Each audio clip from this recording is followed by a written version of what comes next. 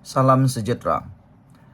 Menteri Pendidikan Fadlina Siddiq difitnah lagi berkait dengan kes Zara Khairina. Kalau selama ini mungkin beliau boleh berdiam diri, YB Fadlina mungkin boleh berdiam diri, tapi kali ini beliau sudah tidak boleh tahan lagi. Apabila dirinya kononnya dikaitkan pula dengan pengetua sekolah tempat Zara Khairina bersekolah. Apabila kes itu ataupun fitnah ini mula menular, akhirnya YB Menteri Pendidikan yaitu Fadlina Siddiq telah pun mengambil keputusan untuk mahu menyaman orang-orang yang berkomplot, orang-orang yang mahu menjatuhkan nama baik beliau dengan fitnah yang betul-betul tak boleh kita pakailah kan.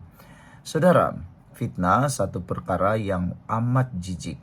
Kerana apabila fitnah sudah bermula, bagaimana untuk mengatasi penularannya? Bagaimana menghentikan orang yang sudah mula percaya? Semalam tular di media sosial satu hantaran di Facebook menyatakan kononnya pengetua dan Fadlina Siddiq adalah sepupu. Ini satu dakwaan fitnah yang tidak berasas. Mereka sudah lupakah, terutamanya para walaun, penyokong pembangkang, sudah lupakah bahawa kes sepupu ni sudah ada yang kalah saman di mahkamah. Diarah pula bayar uang hampir RM1 juta. Kamu masih ingat kan apabila seorang pemimpin PAS telah pun kalah saman gara-gara mendakwa pemimpin kerajaan bersepupu dengan orang tertentu. Jadi akhirnya kalah. Jangan main-main dengan hubungan sepupu ini.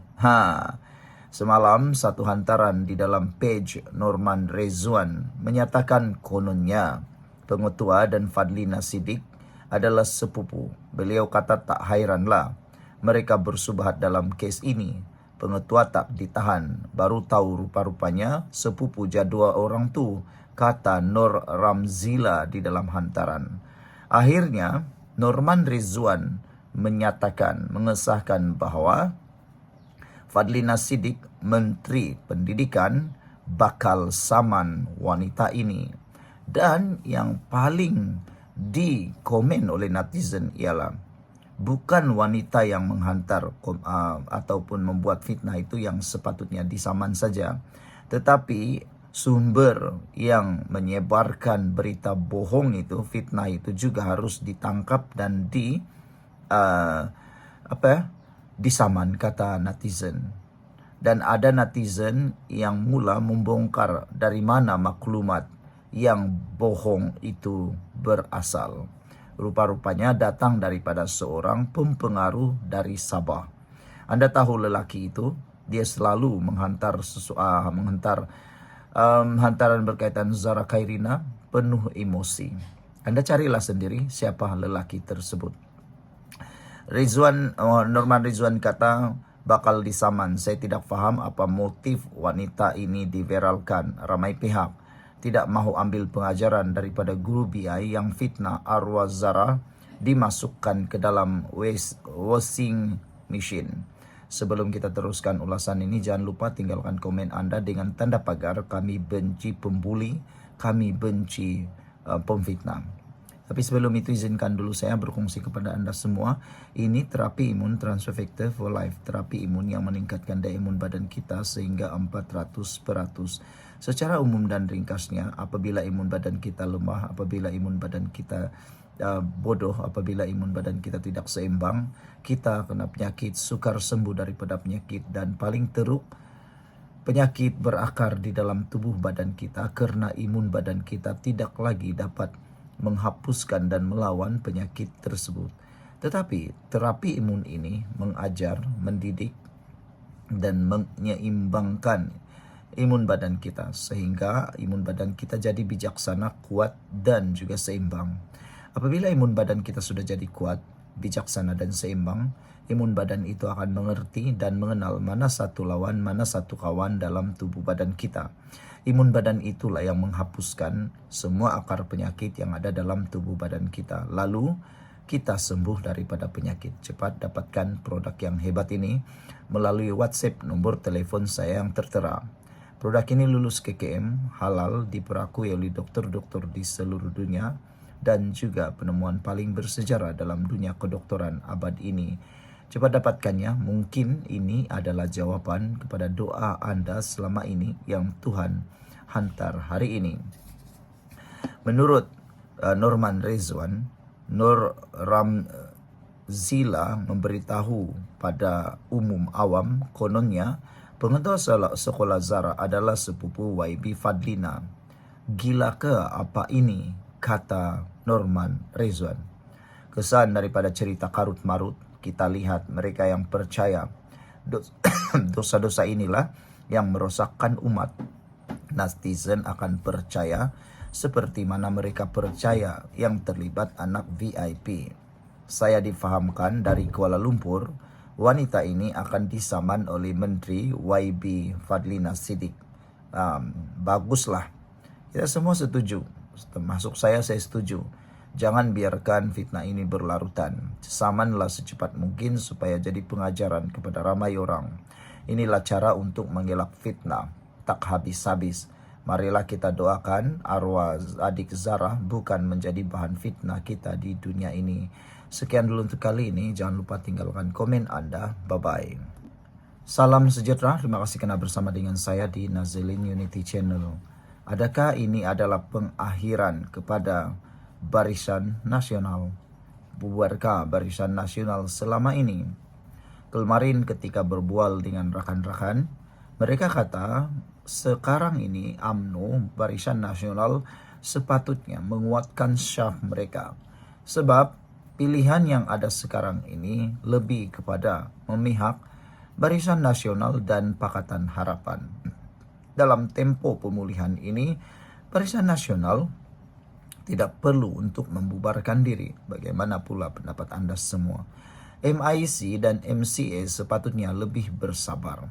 Mereka tidak perlu tergopoh-gapah untuk membuat keputusan politik yang besar, antaranya keluar daripada Barisan Nasional menyertai Perikatan Nasional. Namun, apakan daya, mereka sudah mula bersuara mahu meninggalkan Barisan Nasional.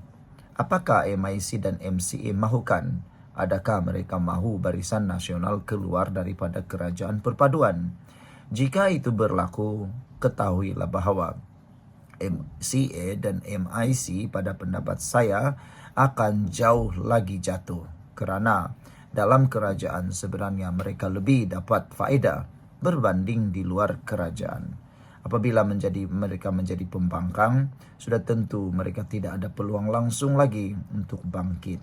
Tetapi apakan daya, mereka selalu bertelagah dan tidak dapat menerima keadaan itu. Hari ini kita digemparkan apabila pemimpin MIC mengucapkan sayonara bien semasa berjumpa Najib di mahkamah.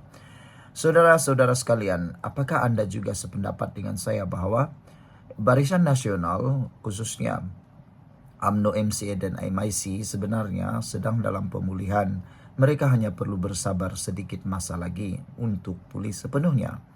Kalau Anda setuju, tinggalkan komen Anda dengan tanda pagar, tolong bertahan.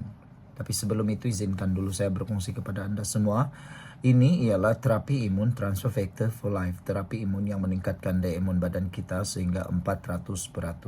Secara umum dan ringkasnya, apabila imun badan kita lemah, apabila imun badan kita jadi bodoh, apabila imun badan kita tidak seimbang, kita kena penyakit, akar penyakit akan bertumbuh di dalam tubuh badan kita. Tetapi apabila terapi imun ini mengajar, mendidik dan juga menguatkan imun badan kita serta menyeimbangkan imun badan kita akan jadi baik dan sempurna. Apabila imun badan kita jadi kuat, bijaksana dan seimbang, imun badan itulah yang akan menghancurkan, menghapuskan akar penyakit yang bertumbuh di dalam tubuh badan kita. Lalu kita sembuh karena imun badan kita lah yang telah menghapuskan akar penyakit tersebut. Cepat dapatkan produk hebat ini melalui nomor telepon saya yang tertera, WhatsApp saya. Produk ini lulus KKM, halal dan diperakui oleh dokter-dokter di seluruh dunia. Kalau selama ini kamu sudah berdoa untuk masalah kesehatan Anda, mungkin ini adalah jawaban yang Tuhan berikan hantar untuk masalah kesehatan Anda itu. Saudara-saudara sekalian, kunjungan oleh pucuk pimpinan MIC yang diketuai presidennya S.A. Vigneswaran ke atas bekas Perdana Menteri Najib Razak di Kompleks Mahkamah Kuala Lumpur semalam mencetuskan spekulasi bahawa parti itu sudah bersedia untuk meninggalkan Barisan Nasional BN. Menurut sumber yang berpengetahuan mengenai kunjungan itu, pucuk pimpinan MIC sempat bertemu dengan Najib untuk memaklumkan kepadanya mengenai hala 7 parti tersebut. Pertemuan itu diadakan di mahkamah semalam. MIC nak beritahu pendirian dan hala 7 parti itu. Nak kata secara mudah, MIC jumpa Najib untuk ucapkan sayonara, selamat tinggal kepada Barisan Nasional, kata sumber itu kepada Malaysia Kini. Bagaimanapun, sumber itu tidak mendedahkan apakah maklum balas Najib kepada MIC. Malaysia Kini difahamkan selain Vigneswaran, Timbalan Presiden MIC M. Saravanan, Naib Presiden M. Asojan dan Setiausaha Agung S. Anantan turut hadir pada pertemuan itu yang dikatakan diadakan hampir sejam. Malaysia Kini sedang cuba menghubungi Vigneswaran dan Saravanan untuk mendapatkan ulasan mereka. Untuk rekod, MIC kini dilihat sebagai komponen BN yang paling lantang menyuarakan rasa tidak puas hati mereka terhadap UMNO dan pengerusi BN Ahmad Zaid Hamidi. Baru-baru ini, 4 Badan Perhubungan Negeri MIC meluluskan resolusi supaya parti berkenan meninggalkan BN. Sekian dulu untuk kali ini. Jangan lupa tinggalkan komen Anda. Bye-bye.